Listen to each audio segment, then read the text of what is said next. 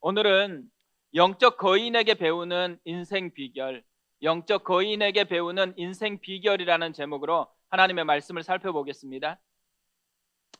오늘 말씀을 묵상하고 준비하다가 생각난 책이 있었습니다. 타이탄의 도구들이라는 책입니다. 팀 페리스라는 사람이 썼는데요. 우리는 이분 잘 모를 텐데 라디오의 오프라 윈프리라는 별명을 가질 만큼 유명하다고 합니다. 이분이 애플 팟캐스트 방송에서 자기 이름을 따서 팀 페리스 쇼를 진행하는데요. 각 분야에서 최고의 성공을 거둔 200명의 인물을 초대해서 그들의 성공 비결을 솔직하고 낱낱이 공개해가지고 폭발적인 사랑을 받았다고 합니다. 이때 초청받은 사람들 보니까요, 우리가 아는 이름만 제가 꼽아 보니까 애플의 스티브 잡스, 아놀드 슈왈츠제네거, 알랭 드 보통, 파울로 코엘료, 그러니까 정말 성공한 사람들을 불러서 인터뷰를 했더라고요. 근데 이 방송이 애플 팟캐스트 비즈니스 분야 최초로 1억 회 다운로드를 돌파를 했다고 합니다. 그래서 더 많은 사람들하고 이걸 공유하려고 이 방송을 바탕으로 책을 만든 것입니다. 여기서 타이탄이라는 이 말은요, 원래 거인을 의미합니다. 그는 자신의 분야에서 최정상에 오른 사람들을 타이탄이라고 이렇게 불렀다고 해요. 사실 오늘 말씀을 보다가요, 이 책이 생각났던 이유가 뭐냐면, 만약에 사무엘이 지금 이 시대의 사람이었다고 하면 분명히 타이탄으로 이 방송에 초대되었을 것 같다는 생각이 들었기 때문입니다. 이미 사무엘은 당시 가장 뛰어난 영적 거인이었습니다.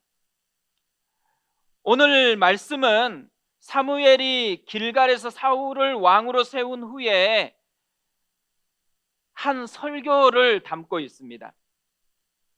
이제 정치적인 지도력을 위임하고 선지자로서 사역에 집중하겠다라는 내용입니다.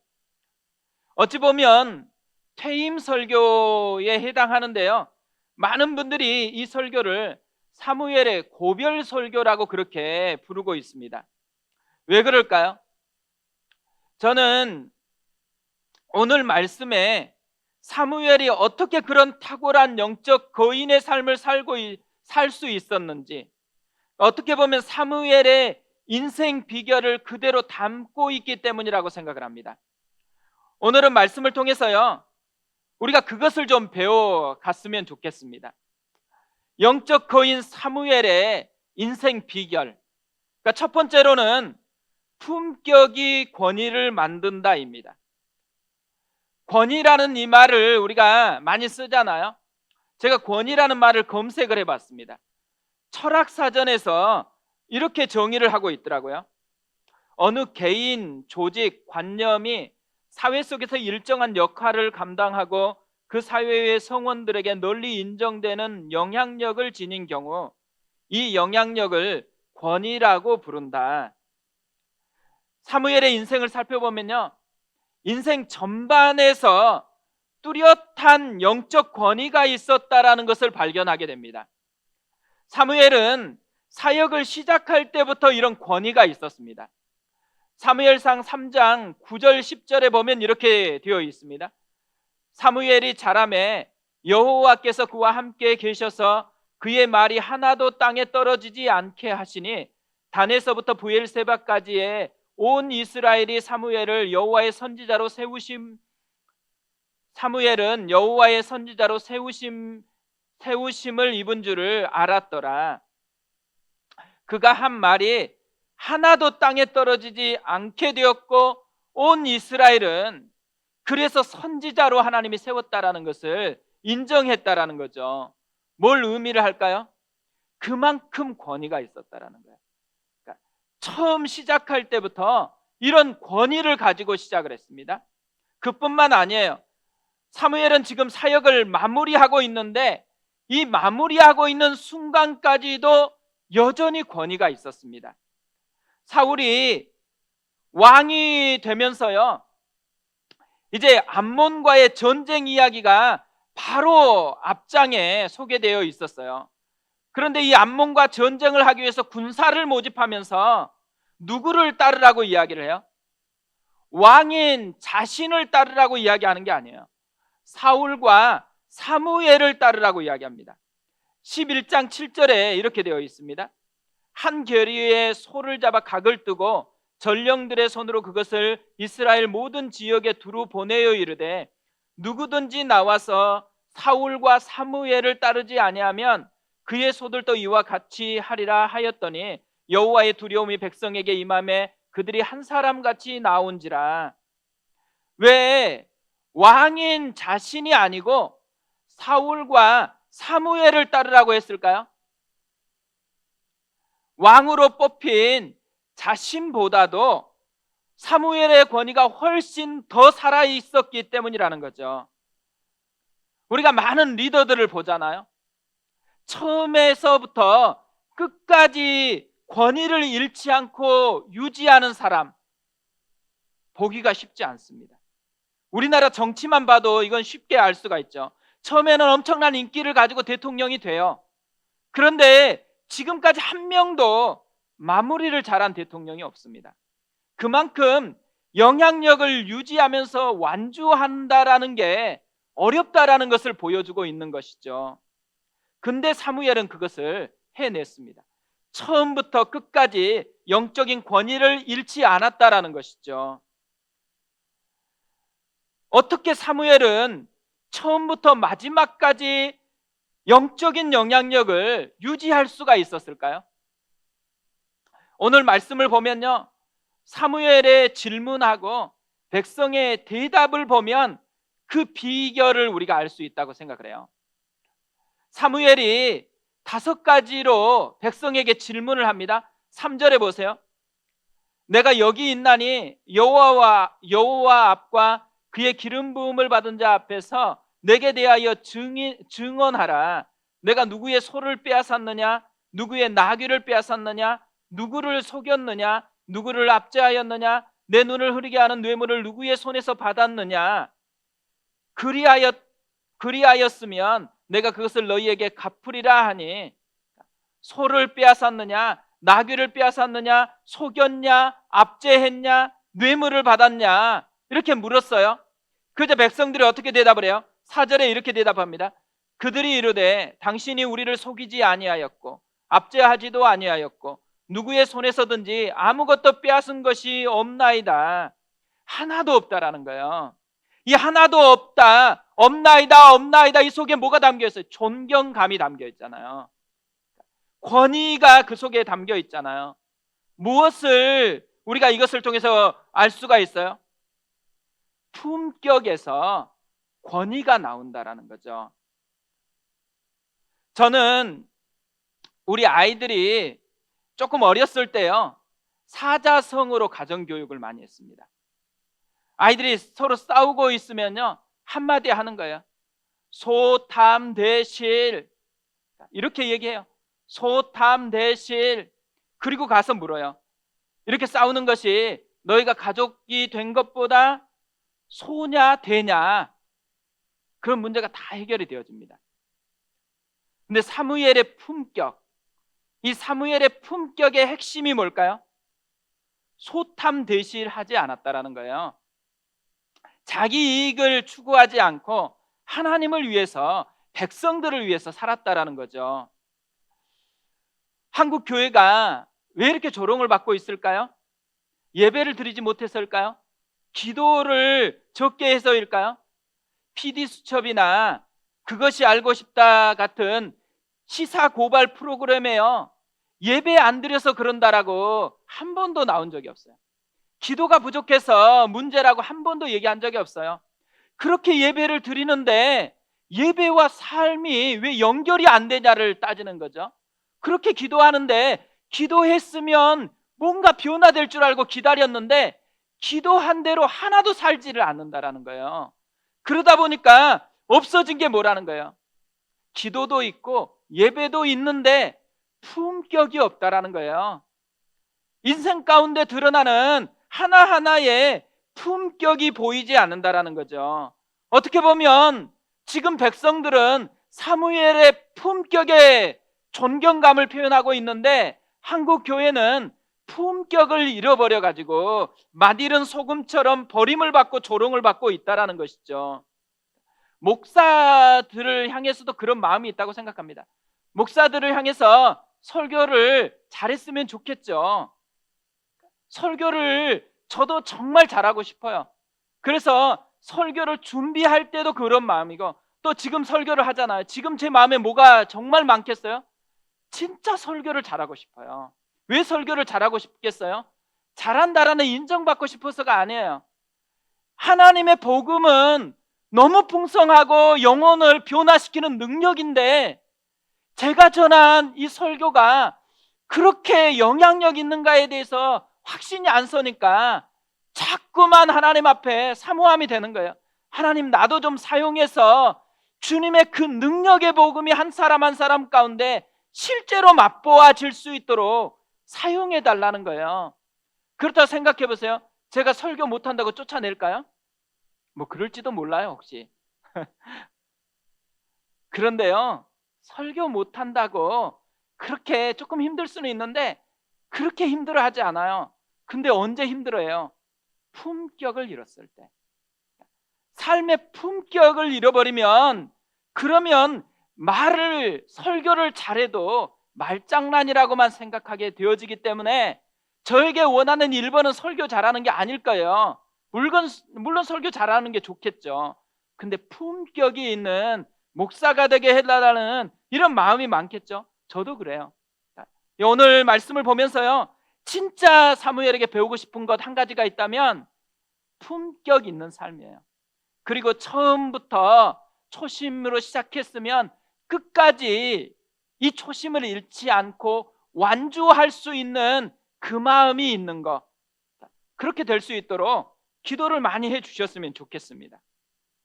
사실 어제요, 굉장히 당황스러운 일이 있었습니다. 내일 목사 안수식이 있거든요. 원래 우리 교회에서는 3명의 강도사가 목사 안수를 받게 되어 있어요. 근데 1명이 빠졌습니다. 왜 빠졌냐면, 목사 안수식을 위해서 미국에서 부모님이 축하하려고 지난 주일에 왔어요. 근데 어제 코로나 양성 반응이 나왔다라는 거예요. 물론 입국할 때요, 검사 받아요. 그래서 그때는 음성이었어요. 근데 일주일이 되면 다시 검사를 받아야 되거든요. 검사를 받았더니만 갑자기 양성이 나온 거예요. 그래가지고 급하게 가족들 전부 다 코로나 검사를 다시 받고, 또 목사 안수식이 걸려있기 때문에 노회에 연락을 한 거예요. 노회에서도 급하게 이제 회의를 소집해가지고 이 문제를 논의했던 거예요. 그렇다고 노회가 결정해갖고 함부로 통보할 수는 없잖아요. 그래서 이 강사하고 상의하면서 최종 결정을 내린 거예요. 목사 안수를 내년에 받는 것으로 미루겠다라는. 정말 당황스러운 일이 발생한 거잖아요. 그런데요, 제가 이 강사가 이 하나하나를 이렇게 진행해 가는 것을 보고 나서요, 참 마음이 흐뭇한 게 있었습니다. 나이도 어린데 정말 담담하게 이것을 잘 소화하면서 받아들이는 거예요. 그리고 혼란스러워하는 어머니에 대한 마음이 훨씬 많고, 또 아이들과 아내에 대한 가족을 돌보는 이 마음이 정말 배어 있는 거예요. 그리고 교회를 향해서도 갑작스럽게 일이 생기니까 미안한 마음을 표현하더라고요. 근데 이런 혼란 속에서요, 생각났던 단어가 하나 있습니다. 품격. 하나님의 종의 품격이 느껴지는 거예요. 어떻게 보면요, 이것을 보면서 혼란스럽잖아요. 그리고 정말 힘든 거잖아요. 그런데 이게 재앙이 아니다라는 생각이 드는 거예요. 오히려 이렇게 특별하게 역사한다면 무슨 사인이겠어요? 하나님이 정말 특별하게 사용하고 싶다라는 그런 증거라는 생각이 들었어요. 그러니까 위에서 많이 기도해 주셨으면 좋겠어요. 이제 다 가족들이 음성으로 나왔거든요. 우리도 품격을 지켜야 되니까 예배를 영상으로만 드릴 거냐, 현장을 계속 할 것이냐, 이걸 확인하기 위해서 갑작스럽게 자가진단 키트를 다 구입해 가지고요, 다 검사를 했어요. 다 음성이 나왔기 때문에 오늘 우리가 현장에서 이렇게 예배를 드리고 있는 것이거든요. 저는 지난주에요, 한 선교사님의 설교를 들었어요. 근데 이 설교를 듣는데 너무너무 도전이 되는 말이 나오는 거예요. 이 선교사님이 이렇게 말씀을 하셨습니다. 우리의 첫 번째 선교지는 바다 건너 멀리 가서 하는 선교가 아니라 내 심장이에요. 내 심장이 첫 번째 선교지예요. 저는 이 말이요, 이렇게 들리는 거예요. 나의 첫 번째 목회지는 성도가 아니라 내 심장이에요. 내 심장이 첫 번째 목회지예요. 신방 가서 정말 많은 말씀을 전하잖아요. 그런데 이 말씀이 성도에게만 적용되면 안 된다라는 거예요. 가장 먼저 내 심장에서 그 말씀이 역사할 수 있도록 마음을 담아야 한다라는 거죠. 품격은요, 남이 아니라 내 심장이 첫 번째 선교지가 될 때, 내 심장이 첫 번째 목회지가 될 때에 유지될 수 있다라는 거예요. 우리가 정말 그랬으면 좋겠습니다. 내 심장이 내 첫 번째 말씀이 역사하는 목회지가 되었으면 좋겠습니다. 두 번째로요, 영적 거인 사무엘의 인생 비결이 있다면 신전 의식이 품격을 만든다입니다. 라틴어로 코람데오라는 말이 있어요. 이 말은 코람과 데우스라는 두 단어가 합해져 생긴 말입니다. 코람은 뭐뭇의 앞에서, 면전에서라는 의미예요. 데우스는 하나님을 의미합니다. 합치면 이 코람데오는 하나님 앞에서, 이런 의미가 되는 거죠. 인간을 지켜보시는 하나님 앞에서 살아간다라는 의미예요. 종교개혁자들은 이 말을 특별히 좋아했습니다. 우리말로 이것을 바꾸면 신전의식이에요. 오늘 말씀을 보면요, 사무엘에게 가득한 것이 바로 신전의식이었습니다. 사실 오늘 말씀이 조금 길어가지고 우리가 일부만 읽었거든요. 집에서 이 사무엘상 12장을 다 한번 읽어보셨으면 좋겠어요. 사무엘상 12장 말씀은 사무엘의 설교와 백성의 반응으로 이루어져 있어요. 6절부터 17절까지 11절이나 되는 긴 설교를 해요. 그리고 18절에서 19절까지 짧은 백성의 반응이 나와요. 그리고 다시 20절에서 25절까지 사무엘의 마무리 설교가 나옵니다. 그런데 이 설교를 보고 또 백성들의 반응을 보면요, 굉장히 큰 차이가 느껴져요. 먼저 사무엘의 설교를 보면요, 두 가지 특징이 있다라는 것을 발견할 수 있어요. 하나는 하나님으로 가득 차 있다라는 거예요. 6절부터 17절까지 11절 설교를 하는데 여호와라는 이름이요, 22번 나와요. 그리고 20절에서 25절까지 설교에서는 6번이나 여호와가 나옵니다. 뭘 우리에게 얘기해 주는 거예요? 사무엘의 의식 속에 여호와가 가득 차 있다라는 거예요. 그래서 톡하고 건드렸더니만 여호와라는 것이 계속해서 튀어나오고 있다라는 거죠. 또 하나, 사무엘의 설교를 보면 인간의 역사를 하나님의 역사로 바라보고 있다라는 것입니다. 6절을 보세요. 이렇게 설교를 시작을 해요. 사무엘이 백성에게 이르되 모세와 아론을 세우시고 너희 조상들을 애굽 땅에서 인도하여 내신 이는 여호와이시니. 출애굽의 역사부터 설교를 시작하는데 특징이 뭐예요? 출애굽의 역사는 하나님의 역사였다라는 거죠. 11절도 보세요. 여호와께서 여룻바알과 베단과 입다와 나 사무엘을 보내사 너희를 너희 사방 원수의 손에서 건져내사 너희에게 안전하게 살게 하셨거늘. 뭘 우리에게 알려주는 거예요? 사사기 시대부터 지금 사무엘의 시대까지 하나님의 역사였다라는 거예요. 이스라엘의 모든 역사는 하나님이 왕으로 다스리는 역사였다라는 것입니다. 우리 식으로 표현을 하면요, 모든 삶은 하나님의 손에 달려 있다라는 거예요.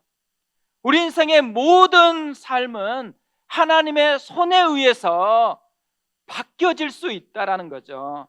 삶을 하나님의 역사로 해석하고 있는 것이에요. 이걸 보면 뭘 알 수 있을까요? 사무엘이 코람데오 정신으로 살고 있다라는 거죠. 이 신전 의식이 가득 찬 삶, 또 그 시대, 그 역사, 그것을 바라보고 있다라는 거예요. 그래서 이런 사무엘이 이 신전 의식으로 가득했기 때문에 내린 결론이 23절에 나옵니다. 나는 너희를 위하여 기도하기를 쉬는 죄를 여호와 앞에 결단코 범하지 아니하고 선하고 의로운 길을 너희에게 가르칠 것인즉, 한마디로 얘기하면요, 품격 있는 삶을 계속해서 살겠다라는 말이거든요. 이것이 우리에게 뭘 보여주고 있는 거예요? 결국 신전 의식이 품격 있는 삶을 만들고 있다라는 것이죠. 사무엘만 그런 게 아닙니다. 요셉도 그랬어요. 보디발의 아내가 유혹할 때 요셉이 뭐라고 외칩니까? 내가 어찌 이 큰 악을 행하여 하나님께 죄를 지으리까? 신전 의식이 유혹을 물리치게 하는 요셉의 품격을 만들었다라는 거죠. 다윗도 마찬가지예요. 골리앗 앞에서 모든 이스라엘 군대가 떨고 있을 때 다윗이 뭐라고 외쳤을까요? 사무엘상 17장 45절에 보면 이렇게 외칩니다.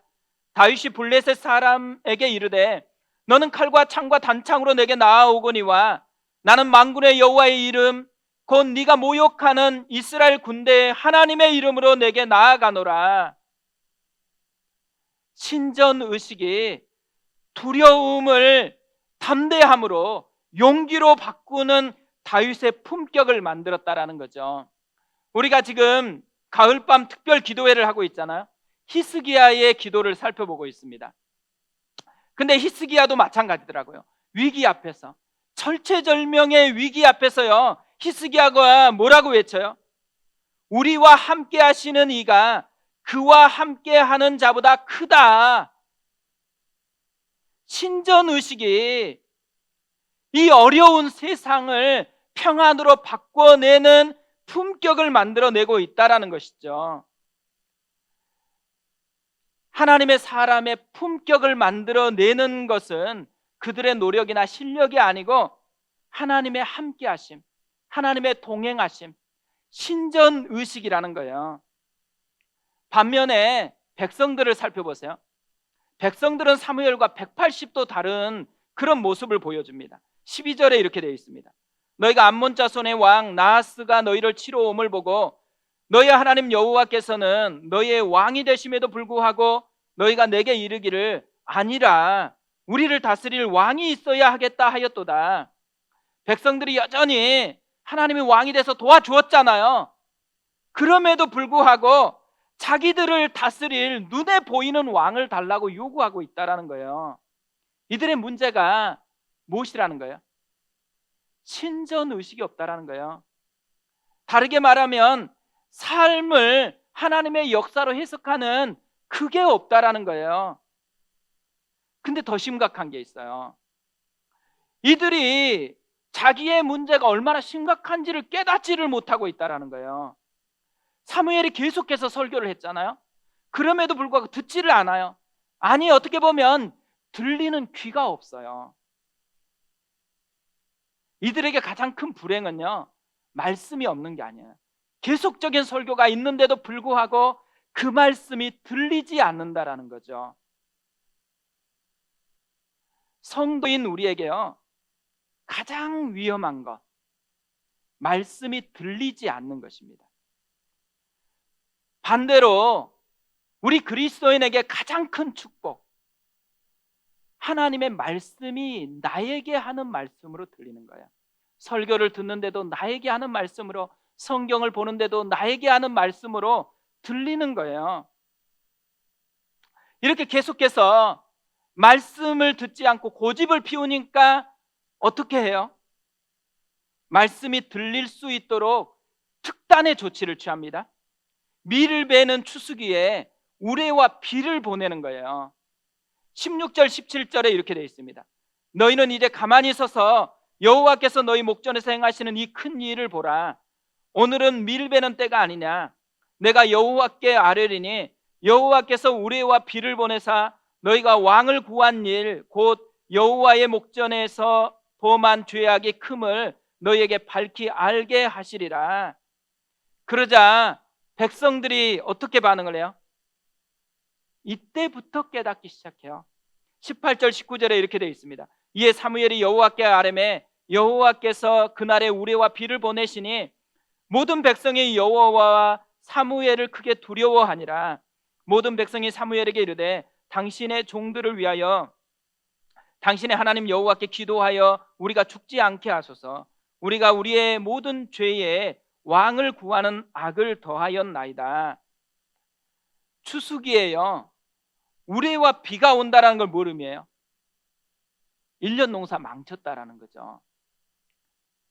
이 반응이 뭘 우리에게 보여주는 거예요? 자기에게 피부적으로 느껴지는 손해가 안 느껴졌을 때는요, 반응이 없었어요. 근데 이제 손해가 피부적으로 느껴지니까 그때 정신이 차려졌다라는 거죠. 어떻게 보면 이때까지 사무엘이 계속 설교할 때마다요, 뻔한 설교였어요. 여호와를 계속해서 얘기하면 뻔한 얘기였어요. 또 여호와라고 얘기한다고 그렇게 한 귀로 듣고 한 귀로 흘려보내버렸어요. 근데 지금 그 뻔한 설교가 뻔하지 않게 들리기 시작한 거예요. 언제 그랬다 그래요? 고난이 오니까, 손해가 느껴지니까. 어떻게 보면요, 고난은 분명히 우리에게 힘겨움을 줘요. 그런데 이 힘겨움을 주는 고난이 성도에게는 축복이 될 수가 있다는 거예요. 왜 축복이 돼요? 그렇게 발견하지 못했던, 그렇게 보이지 않았던 하나님이 보이는 거예요. 하나님의 마음이 느껴지기 때문에 축복이 되어질 수가 있다는 거죠.